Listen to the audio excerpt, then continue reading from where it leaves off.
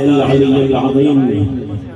أعوذ بالله السميع العليم من الشيطان اللعين الرجيم. بسم الله الرحمن الرحيم. الحمد لله رب العالمين خالق الأنبياء والمرسلين رب الشهداء والصديقين والصلاة والسلام على أشرف الأنبياء والمرسلين سيدنا ونبينا وشفيع ذنوبنا وطبيب نفوسنا ومولانا أبي القاسم محمد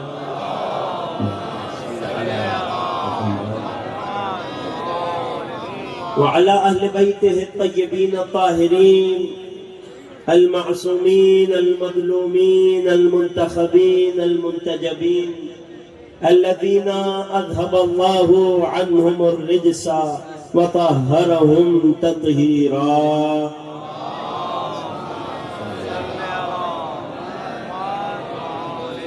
رحمة الله على محبيهم ولعنة الله على أعدائهم وغاصبيهم وظالميهم أجمعين.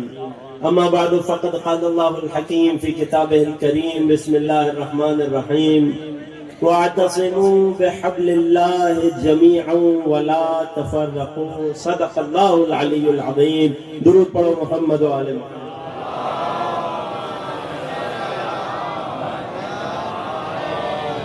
سب سے پہلے ماتلی کے تمام عزاداروں کی خدمت میں، تمام علی والوں کی خدمت میں السلام علیکم ورحمۃ اللہ. پروردگار کا شکر ادا کرتے ہیں اس عظیم نعمت پر.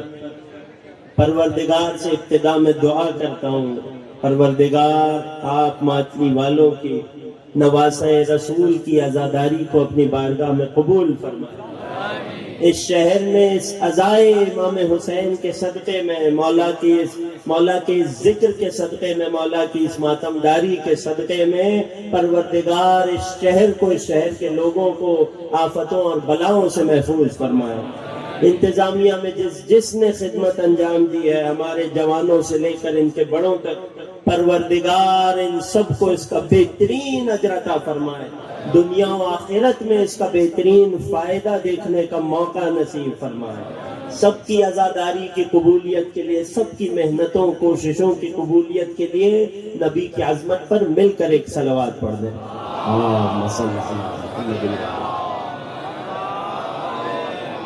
آمادہ ہیں، تیار ہیں؟ بڑے اجازت دیں گے. جوان دوستوں کی توجہ میرے ساتھ ہے. بہت مختصر سی بات کرنی ہے، مگر بات وہ جو مکمل ہو.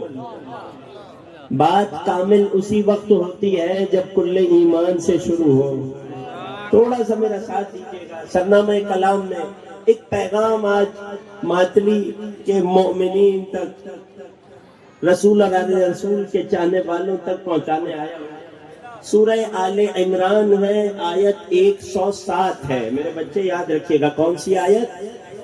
107. اللہ نے اس آیت میں نبی کی ساری امت کو مخاطب کیا ہے اور ہمیں 2 حکم سنائے ہیں. اللہ کے حکم.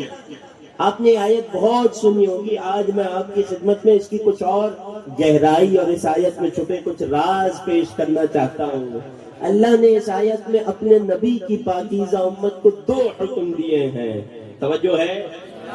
پہلا حکم ارشاد ہوا وَاعْتَصِمُوا بِحَبْلِ اللَّهِ جَمِيعًا.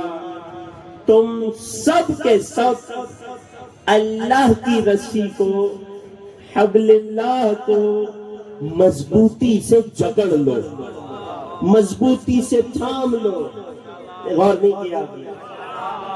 ایک ہوتا ہے آپ کوئی چیز کسی کو تھمائیں، آپ نے کہا یہ لو تھام لو، اس نے تھام لی. ایک بار نہیں، آپ کہیں نہیں تھامنا نہیں ہے، مضبوطی سے تھامنا. مثال دو، آپ کے برابر میں کوئی شخص کھڑا ہو، آپ رسی کا، دیکھیں قرآن کی آیت کی گہرائی آپ تک پہنچانے آیا ہوں. جس توجہ سے آپ اس پہلے جملے کو سنیں گے وہ طے کرے گا کہ مجھے کتنی دیر اور کہاں تک بات کرنی ہے. ایک بار آپ کے برابر میں کوئی انسان کھڑا ہو، آپ اسے کوئی رسی تھمائے، کیا کہیں گے؟ یہ لو تھام لو. اس نے تھام لی. اگر چھوٹ بھی جائے اس کے ہاتھ سے کوئی فرق نہیں پڑے گا. اس کے مقابلے میں اگر ایک شخص پہاڑ کی چوٹی کے قریب ہو اور اسے ایک رسی سمائی جائے کہ اب یہ رسی ہے کہ جس پر تمہاری زندگی اور موت ٹکی ہے، اگر اسے چھوڑ دیا تو گہری کھائی میں جا گرو گے، جب تک اسے تھامے رکھو گے تب تک تم زندہ رہو گے، اس بلندی پہ بنے رہو گے۔ اب جب یہ رسی تھامے گا تو کیسے تھامے گا؟ اپنی پوری طاقت لگائے گا۔ کیوں؟ کیونکہ اس کی پوری جان اس رسی پہ ٹکی ہوئی ہے۔ اس رسی تھامنے کو کہتے ہیں وَاعْتَصِمُوا۔ اللہ نے بتایا جب میری رسی کو تھامنا تو معمولی ہلکے ہاتھوں سے نہیں تھامنا، چھوٹ گئی تو بھی خیر ہو گئی، فرق نہیں پڑے گا، نہیں، تمہاری آخرت کی نجات، تمہاری جنت میری رسی کو تھامنے پہ ٹکی ہوئی ہے، لہٰذا جب میری رسی کو تھامنا تو پوری طاقت اور مضبوطی سے تھامنا۔ دوبارہ ترجمہ کرو، وَاعْتَصِمُوا بِحَبْلِ اللَّهِ جَمِيعًا، تم سب کے سب اللہ کی رسی کو مضبوطی سے تھامو۔ یہ ہو گیا آیت کا پہلا حکم۔ دوسرا حکم کیا ہے؟ دوسرا حکم بڑا اہم، وَلَا تَفَرَّقُوا۔ یہ بہت اہم ہے۔ امت کی نجات جس چیز میں، امت کی کامیابی جس چیز میں، کہ ایک بار جب تم اللہ کی مضبوط رسی کو تھام لو، اللہ کی مضبوط رسی کو جکڑ لو، تو اب خبردار ایک دوسرے سے تفرقہ نہیں کرنا، جھگڑا نہیں کرنا۔ یہ جو ہم نے، خوب توجہ کیجئے گا، آپ نے کسی سے کہنا ہو وہاں جمع ہو جاؤ تو پہلے آپ کو وہ مرکز، وہ نقطہ بتانا پڑے گا کہ کہاں آنا ہے اور پھر وہاں سے کہیں نہیں جانا ہے۔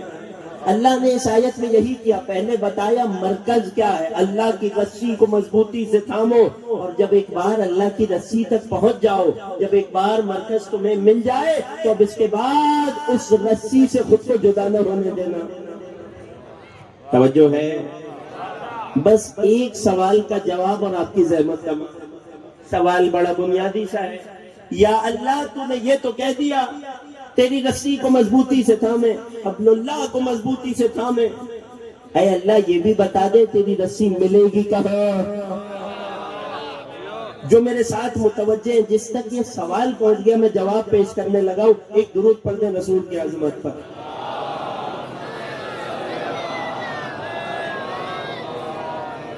اے اللہ تیری رسی کہاں ہے؟ مفسر نے، مومن نے جب اس آیت کو پڑھا تو اس کی ذمہ داری ہے، قرآن انسان کے ایمان کا تقاضا ہے نا کہ جب کوئی آیت پڑھے تو فوراً سے اس پر عمل کرنے کی کوشش کرے۔ عمل کب ہوگا؟ جب آیت سمجھ میں آ جائے۔ اب ہر آیت پڑھنے والے کی ذمہ داری ہے کہ جائے اور تلاش کرے کہ اللہ کی رسی کہاں ہے۔ اب جب اس نے پورا قرآن پڑھ لیا، اسے پورے قرآن میں کہیں اللہ کی رسی کا پتہ نہیں ملا تو اس نے رخ کیا رسول کے دروازے کا۔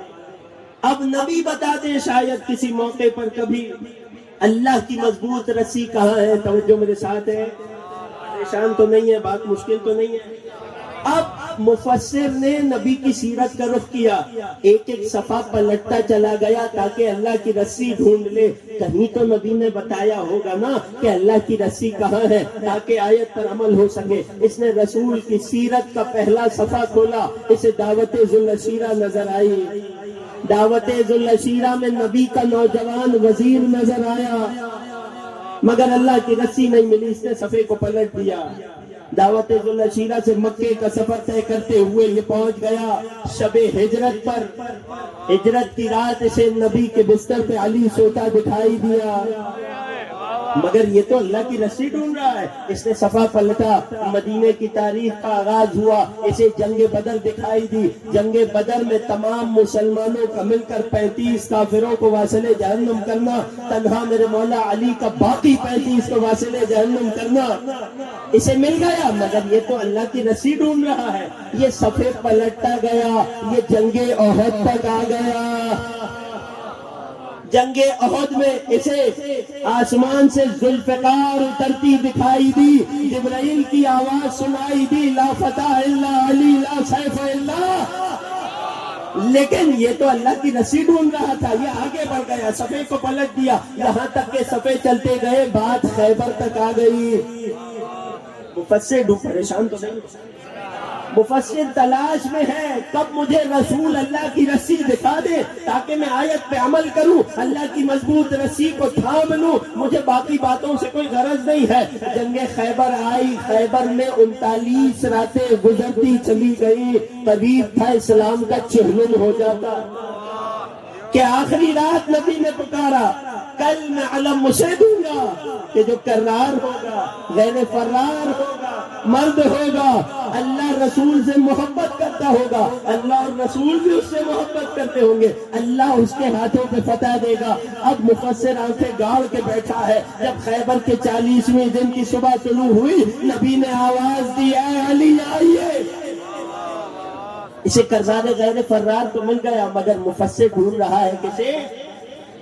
اللہ کی، میرا ساتھ دو، اللہ کی مضبوط رسی کو۔ مفسر کی تلاش ایک دن آ کر رک گئی کہ جب نبی مسجد نبوی میں اپنے اصحاب کے مجمع میں تشریف فرما ہے، مدینے کا خوبصورت سورج اپنی کرنوں سے نبی کے قدموں کی زیارت کر رہا ہے، مسجد نبوی کے صحن میں روشنی ہے، نبی مکرم بیٹھے ہیں، اصحاب باوفا کا مجمع ہے، ایسے ہی خاموشی سے بیٹھے ہوئے تھے نبی کے اصحاب کہ اچانک نبی نے اپنے اصحاب سے بات کا آغاز کیا، اے میرے اصحاب باوفا، کچھ دیر میں تمہارے درمیان صحرا سے، گاؤں سے، دیہات سے ایک بلند قامت لمبے قد کا انسان آنے والا ہے،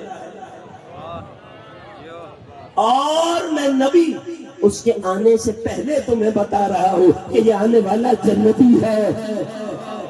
خوب غور کیجئے گا عزیزو، نتیجے کے بہت قریب اور زحمت تمام، یہ آنے والا جنتی ہے۔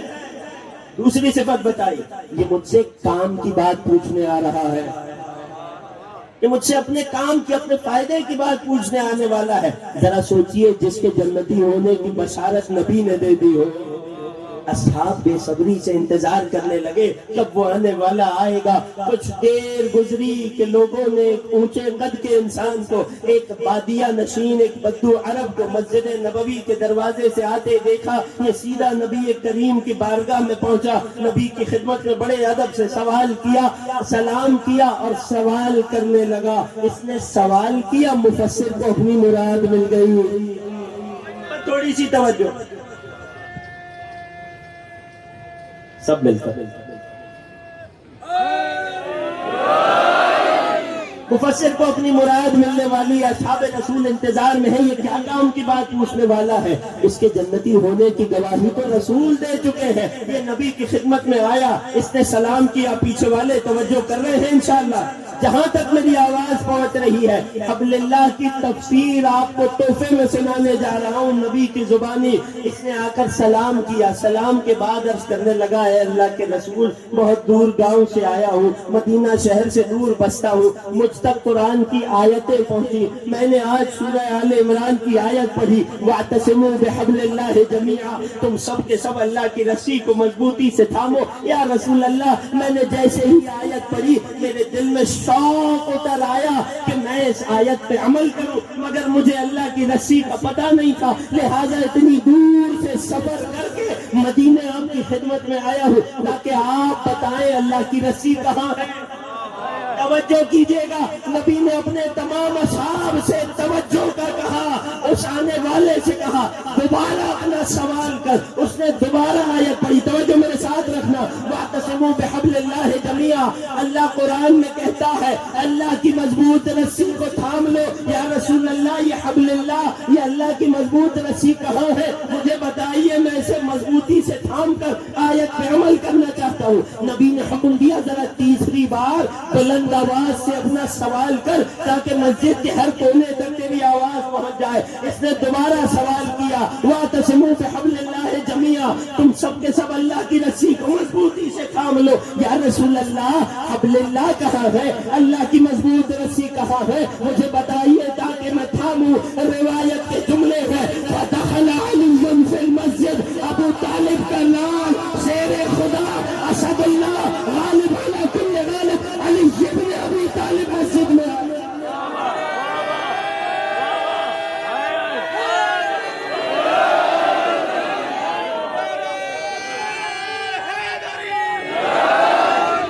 روایت کے جملے ہیں، ابو اسی لمحے کے انتظار میں تھے، اپنے دستے مبارک اٹھائے، دونوں ہاتھوں سے علی کی طرف اشارہ کیا اور فرمایا ھذا حبل اللہ المتین، یہ علی ہے کہ جو اللہ کی مضبوط رسی ہے۔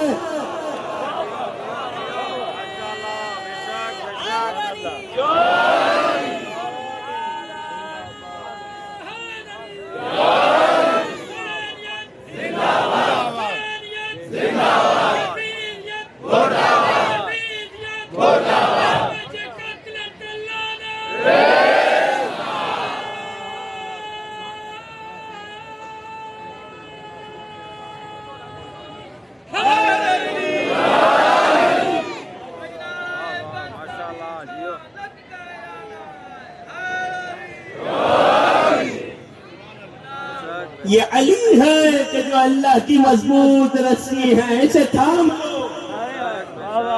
اب سمجھ آیا قرآن میں اللہ نبی کی امت کو کیا پیغام دے رہا ہے؟ اے میرے نبی کی امت والوں، اللہ کی رسی یعنی علی سے پہلے مضبوطی سے خود کو جوڑ لو۔ خبردار اب تفرقہ نہ کرنا، اب جھگڑا نہ کرنا، اب جدائی نہ کرنا، خود کو علی سے دور نہ ہونے دینا۔ بات یہاں تک رکی نہیں، گاؤں سے آیا تھا، دیہات سے آیا تھا، سادہ مزاج رکھتا تھا، اس نے تو آیت میں پڑھا تھا کہ اللہ کی رسی کو مضبوطی سے تھامنا ہے۔ جیسے ہی نبی کی زبانی اللہ کی مضبوط رسی کو دیکھا، فوراً سے اپنی جگہ سے اٹھا، علی کے پاس آیا اور علی کے پاس آ کر کہنے لگا یا علی کیا اجازت ہے؟ جو محسوس کر سکے، جو پہنچ سکے اس کے لیے ہے۔ یا علی کیا اجازت ہے؟ علی نے مسکرا کر فرمایا تجھے اجازت ہے۔ آگے بڑھا، اپنی باہوں کو پھیلایا، علی ابن ابی طالب کو سینے سے لگایا، مضبوطی سے علی کو گلے لگا کے کہتا ہے اے اصحاب پیغمبر، گواہ رہنا میں نے اللہ کی رسی کو مضبوطی سے تھاما۔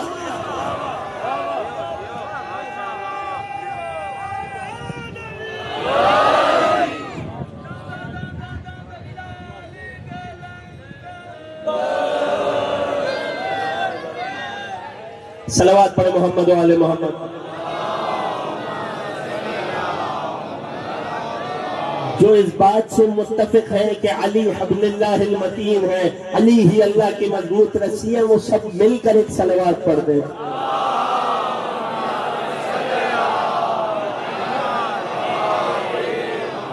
تصور کیا آپ نے منظر کو؟ علی کو سینے سے لگا لیا، گلے سے لگایا، مضبوطی سے گلے لگا کر کہنے لگا کیا خوش نصیب تھا۔ علی کو گلے سے لگایا، اے مدینے والوں گواہ رہنا میں نے آیت پہ عمل کر لیا۔ سادہ مزاج آدمی تھا، اس نے نبی کی بات کا حق ادا کر دیا، میں نے اللہ کی مضبوط رسی کو تھام لیا، یہ کہا، اور وہ جنتی شخص سے ایک فرد اٹھا، کہنے لگا یا رسول اللہ، یہ آنے والا کوئی معمولی آدمی تو نہیں تھا، کیا چاہتا ہے یا رسول اللہ؟ آپ نے اس کے آنے سے پہلے اس کے جنتی ہونے کی خوشخبری دی تھی، کیا چاہتا ہے یا رسول اللہ؟ میں چاہتا ہوں کہ جا کر اس سے اپنے حق میں دعا کروا لوں کہ میرے جنتی ہونے، میرے بخشے جانے کی دعا کر۔ جنت بانٹنے والوں کو چھوڑ کر جنتی کے پیچھے جا رہا تھا۔ نبی نے اجازت دی، فرمایا تجھے اپنی مراد مل جائے گی، تجھے اپنے من کی مراد مل جائے گی۔ یہ جلدی سے اٹھا، دوڑ کر اس دیہات سے آنے والے کے پیچھے گیا، اس نے گلی کے کسی کونے پر اسے پا لیا اور اس سے مل کر کہنے لگا تجھے خبر نہیں ہے تیرے آنے سے پہلے کیا ہوا تھا؟ وہ پوچھنے لگا کیا ہوا، ایسی کیا بات ہوئی؟ کہنے لگا نبی نے تیرے آنے سے پہلے تیرے جنتی ہونے کی بشارت دی تھی، بتایا تھا تو جنتی ہے۔ اسے حیرت نہیں ہوئی، تو کیا چاہتا ہے؟ کہنے لگا، جس تک پہنچ رہا ہے توجہ ہے، آخری جملے زحمت تمام، کہنے لگا کہ میں صرف اتنا چاہتا ہوں، نبی نے تیرے جنتی ہونے کی خوشخبری دی ہے، بس اتنا کر کہ میری مغفرت کی دعا کر دے، اللہ سے دعا کر دے میں بخشا جاؤں۔ اس دیہات سے آئے، عرب نے اس سے پوچھا یہ بتا جو مسجد میں میرے اور نبی کے درمیان بات ہوئی کیا تجھے سمجھ آئی؟ توجہ کرنا آخر تک، جو مسجد میں میرے اور نبی کے درمیان سوال و جواب ہوا کیا تجھے کچھ سجائی دیا، سمجھ آیا؟ کہنے لگے ہاں مجھے سمجھ تو آ گیا. تو اس بدو عرب نے جواب دیا تو یاد رکھ اگر میری طرح تو بھی اللہ کی مضبوط رسی کو تھام لے تجھے میری دعا کی ضرورت نہیں ہے، اور اگر تم نے اللہ کی مضبوط رسی کو نہیں تھاما، علی کا دامن نہیں تھاما، تو میری دعا تیرے کسی کام نہ آئے گی.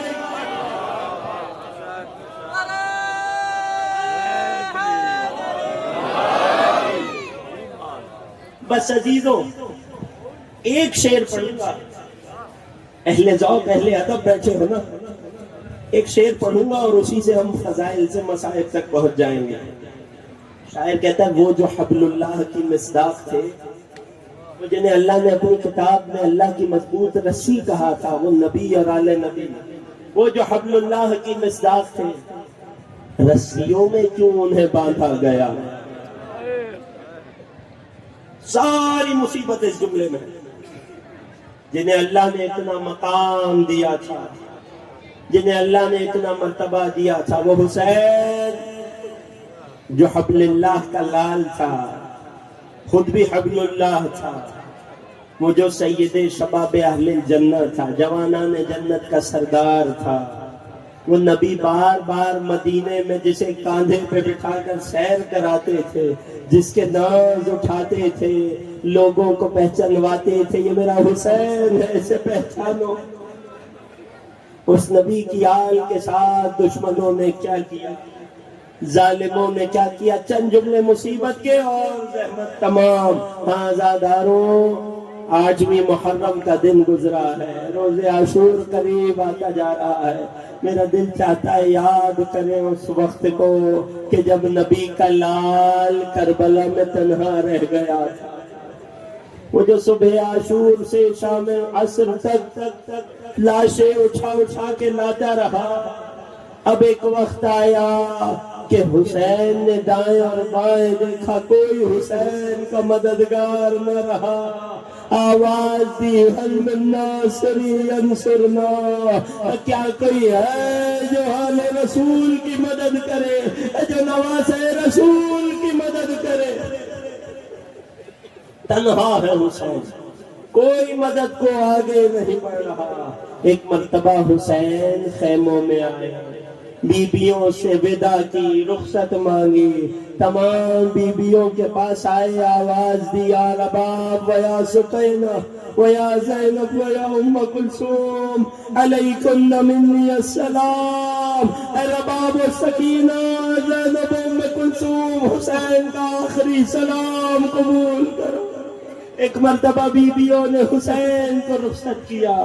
حسین بہن زینب علیہ کے خیمے میں ہے. غربت سنا رہا ہوں تمہیں روز عاشور کی، جسے جتنی توفیق نصیب ہو جائے، جو آل رسول پہ جتنے آنسو بہا سکے. یاد رکھنا حسین کی ماں فاطمہ زہرا عزادار کی آنکھ سے بہنے والے آنسو کو رومال میں جمع کر لیتی ہے.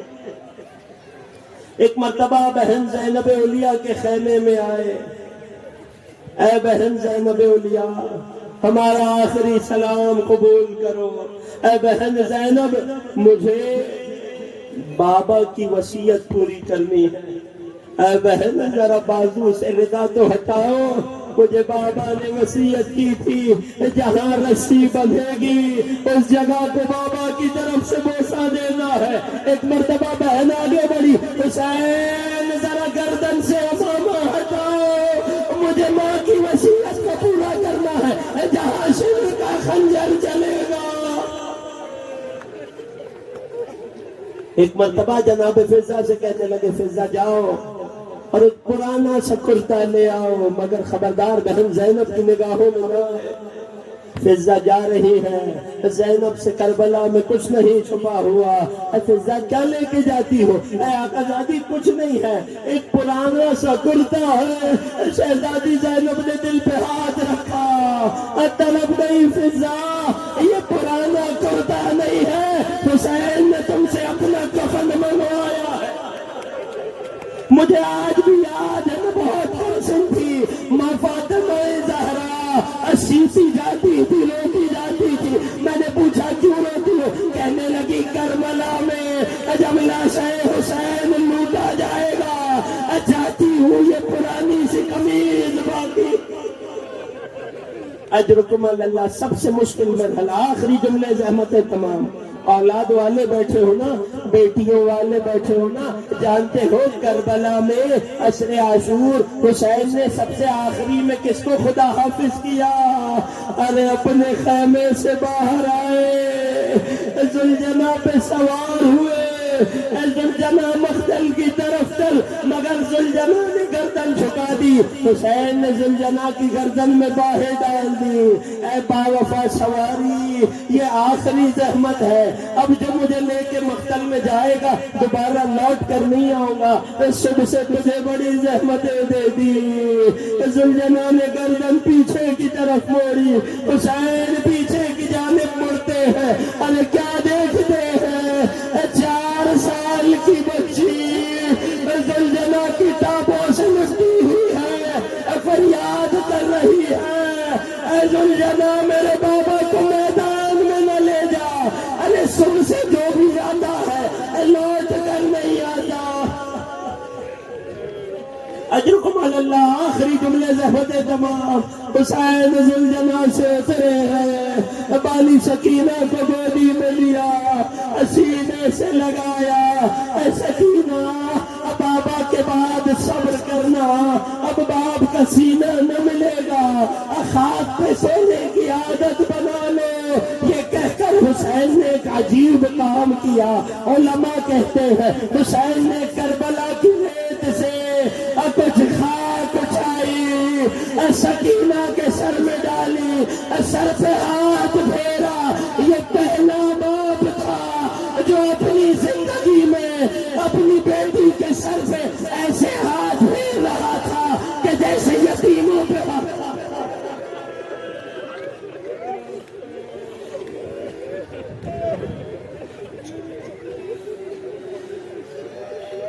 ماتم حسین.